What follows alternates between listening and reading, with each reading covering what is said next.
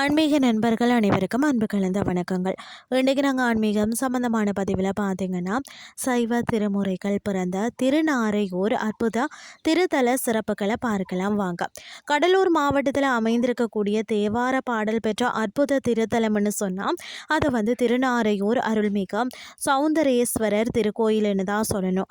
இந்த கோயிலின் பிரம்மாண்டமான வரலாறும் ஆன்மீக சிறப்புகளையும் பார்க்கலாம் வாங்க.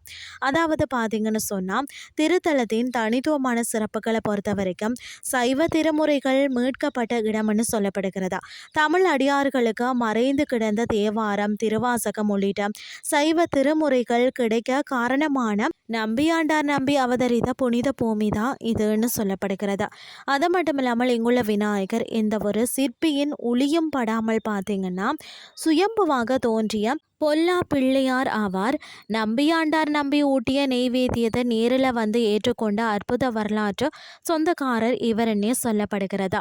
அது மட்டுமில்லாமல் நாரை எனும் பறவை சிவபெருமான தீவிரமாக வழிபட்ட முக்தி பெற்றதால் இந்த தலத்திற்கு திருநாரையூர் என்ற பெயரும் வந்ததாம். அது மட்டுமில்லாமல் பொதுவாக கோவில்களில் தனித்திருக்கக்கூடிய சனி பகவான் இங்கு தனது மனைவிகளான பார்த்தீங்கன்னா ஜேஷ்டா தேவி, மந்தா தேவி மற்றது மகன்களான மாந்தி குளிகனுடனும் குடும்ப சமேதரராக அருள் பாலிக்கிறாராம். சனிதோஷ நிவர்த்திக்கு இது மிக சிறந்த தலம்னு சொல்லப்படுகிறது. பெரும்பாலான கோயில்களில் பார்த்தீங்கன்னா ஒரு பைரவர் மட்டுமே இருக்கும் சூழலில் இங்கு பிரகாரத்தில் 3 பைரவர்கள் அருகருகே அருள் பாலிக்கின்றனர். முக்காலத்தையும் கட்டுப்படுத்தும் இவர்களை வழிபடுவது பயம் நீங்கி எதிரிகள் தொல்லையில இருந்து விடுதலை தரும்னே சொல்லலாம்.